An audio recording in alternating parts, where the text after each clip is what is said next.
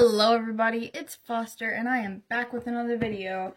I am going to be reading Places We've Never Been by Cassie West, chapter 23. And if you hear my dog barking in the background, yeah, that's a dog, you're not mishearing things. He's outside, but he's like barking right outside my bedroom window, so I don't know if you can hear that or not, but I can. Anyways, I'm just going to start reading. Chapter 23. An hour and 20 minutes. That's how long it took us to walk 5 miles. But our phones were still showing no service, so we really did end up at a seedy gas station just off the highway. Do you have a phone we can borrow? I asked the guy behind the counter. Like the kind that plugs into the wall? I pulled at the neck of my shirt to fan myself, still feeling hot from the walk. You know, the kind with a cord? The kind with a cord, Skylar teased from next to me. I think it has square buttons, too, that you push. Shut it, I said, my smile growing. No, the guy said, not thinking we were funny at all. Is there a place close where cell phones work? Skylar asked. I can give you the Wi-Fi info. Yeah, that would be great, I said, thank you. I entered it into my phone and we went out and sat at the curb to FaceTime my mom. She picked up after a few rings. Her smile stretched across the screen. Hello, daughter of mine. It's both of us, I said, scooting closer to Skylar. Hi, Miss Simons, Skylar said. Sorry. Hi, Miss Simons, Skylar said. She squinted. Where are you guys? Is that a building behind you? So you're not on your way back, I said. What? Mom asked. We haven't been behind you for at least an hour and a half, I said. Her gaze went to what I assumed was the side mirror. The kids aren't behind us, Mom said out loud. They aren't, Olivia said. We're 2 hours from Spokane, Mom said. We are not. The RV broke down. Broke down? Made funny noises, spewed smoke, and is now sitting on the side of the freeway. Why didn't you call us a couple hours ago? She asked, voice slightly panicked, but I saw the familiar look of concentration come onto her face as she switched into planning mode. We had no cell reception. Skylar and I walked to a gas station. On the freeway? That's super dangerous, she said. But obviously super necessary, thanks to our oblivious mothers, I said lightly. She cringed. Yes, sorry. We talk too much, Olivia called out. What do you want us to do now? I asked. Mom's head turned toward Olivia. Then she pulled on her bottom lip. It's almost 8. I need to call roadside assistance. We'll come back your way, Olivia said in the background. No, Mom quickly argued. That's too much driving that's unnecessary. You're not going to come back? Skylar asked. If we need to come back, we'll do it in the morning. Otherwise, we'll meet you guys in Spokane. Call us when you know what's going on. Okay, I said. Can I call an Uber so I don't have to walk back? I had the app on my phone, but it was linked to her credit card because we'd only set it up for emergencies. Yeah, of course. Thanks, and I'll text you the location of our RV for AAA. Sounds good. I hung up the phone, texted her the info, and then tucked my phone away. We are definitely talking to them, Skylar said, obviously thinking that was as strange of a development as I had thought it was. Agreed. Come on, let's go pick out some snacks and then call an Uber. I stood first and reached out my hands to help him up. Do you think they have Coke freezes? His eyes lit up at that thought. I haven't had one of those since Frenzo. Before I could walk away, he grabbed hold of my shoulders and looked straight into my soul. What? The word came out like a whisper. What you said earlier about me in the RV. About our friendship being irreplaceable. Yeah, right. Sorry, that was pretty intense. I feel the same way, he said, cutting me off. Oh. He dropped his hands and moved toward the door first. My heart, which seemed to have stopped during that exchange, began beating again. I shook out my hands and followed Skylar. By the time AAA came, refilled the coolant, replaced the battery, and sent us on our way, it was nearly 1 a.m. So Ezra drove to the closest Walmart parking lot, texted our moms, and parked for the night. Where are we all supposed to sleep? Paisley asked, hands on hips, turning in circles in the middle of the RV. 2 people can have my mom's bed, I said, and the couch converts into a bed too. Austin did a running jump onto the big bed in the back. I get the real bed since I'm the oldest. I'll share if we put up a pillow wall and you swear not to fart in your sleep, Paisley said.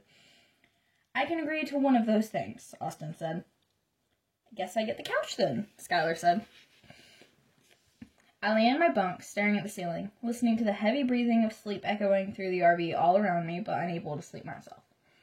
All sorts of theories about my mom, each worse than the last, were circling in my mind. It was making my head feel heavy, plus my throat was dry. All that walking today had left me dehydrated. It didn't help that Ezra's phone had buzzed 3 times in the last 5 minutes. I slid down from my bunk, and my bare feet landed on the laminate flooring. I gently pulled back Ezra's curtain. Silence your phone, idiot, I whispered. He didn't answer, apparently asleep while his phone was being a menace. I reached over him and patted the mattress by his head until my hand hit the cold glass. I picked up his phone and it immediately pulled back, tethered to the wall by a charging cord. The screen lit up with the movement, though, and I saw the preview of all of the 3 messages I'd heard from my bunk. They were all from a contact he'd labeled Bunny. 2 of the messages were just emojis that, out of context, made no sense, but the third was half a sentence. If you hate it so much, then when you get home... Couldn't sleep, a soft voice said from my right. I jumped, nearly dropping the phone. You scared me, I whispered in Skylar's direction. Sorry. I returned to Ezra's phone, then walked the 10 steps past the fold-out couch where Skylar lay, hands behind his head, to the fridge. 3 nightlights, one on the wall, one shining from an open door of the bathroom, and one above the sink, lit my way. I found a cold bottle of water. I opened the bottle and downed half of it. Did I wake you up? I said softly. No, I can't sleep either. Ezra's phone keeps buzzing. I know. I tried to turn it into sleep mode, but it was locked. I heard Ezra shift in his bed before his breaths became even again, so I lowered my voice even more and said, hopefully Bunny is done texting. What? He said. I sat on the edge of my bed and repeated myself. Bunny? Is that her real name? I shrugged. I have no idea. His sentence was too quiet for me to hear. His next sentence was too quiet for me to hear. What? I asked, inching closer. He smiled and pulled me by the hand toward him. I moved onto my side, and he adjusted the pillow, offering to share, like we had millions of times in the past. I shouldn't, I told myself. I should just go back to my own bunk behind the safety of my own flimsy curtain. But I didn't. I lowered my head onto his pillow. His eyes seemed larger than life now, his lashes close to brushing his eyebrows. I said our neighbors in Ohio have rabbits. 2 big ones. Oh. There was something about the energy radiating between our bodies that made goosebumps form on my arms. Tell me more about your life in Ohio. What's school like there? Indoors, like hallways between classes are inside of, like the hallways between classes are inside instead of outside. I smiled. I know what indoors mean. It was weird for me at first. We also have lockers because we live in a small town and there aren't as many students. Small town, Skylar. Does that mean everyone knows everyone's business and you can't rob the corner mart without neighbor Fred telling his cousin Sue, who tells her best friend Lisa, who tells your mom? His eyes light up. Yes, it totally ruins the crime spree I wanted to go on. That could make a good video game. Robbing stores without running into a list of characters that are identified at the beginning as being in the 9 degrees of separation from you. I forgot how much you think in video games. I know, it's annoying. Willow has banned me from sharing more than 1 a day. It's not annoying. It's you. It's like how musicians wake up with tunes in their heads and writers keep notebooks by their beds. You are a video game 7. I laughed a little. More like I'm obsessed. Maybe I think about it too much. Maybe I'm more mainstream. Maybe I'd be more mainstream if I didn't. You want to be mainstream? I want to belong. Feel like I fit in somewhere. Doesn't everyone? His eyes looked past me and around the space. If we'd had this when we were younger, we wouldn't have had to sit in my sister's tiny playhouse. The RV? I know, right? My parents definitely bought it at least a year or two late. It's nice. Do you ever sit in it at home? A smile stretched across my face. Do I ever just go to the side of the house and chill in the hot RV alone? Are you mocking my question? Yes, I am. He reached over and squeezed my side. I gasped and grabbed hold of his hand to stop him from doing it again. But then I kept hold of his hand, and he didn't pull away. My body, without moving, seemed to float closer to his. I took a deep breath and looked around the RV, then answered his question for real. Have you never even thought to use it as an escape? I guess I was too busy trying to blend in. I was the one who always needed an escape. That's not true. He was silent for a long time, and I squeezed his hand, which was still gripping my waist.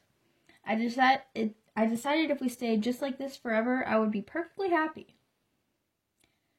Maybe that I do play rugby because of my dad, or at least that's how it started. But you like it now?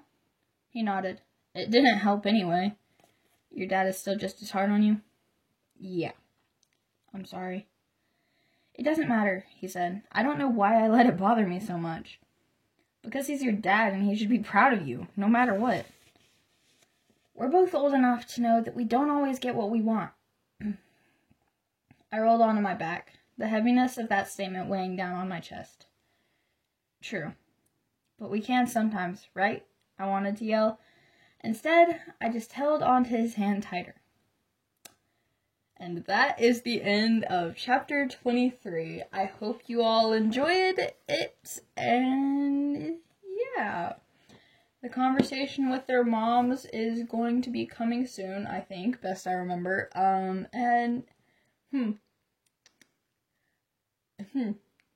Are they just friends?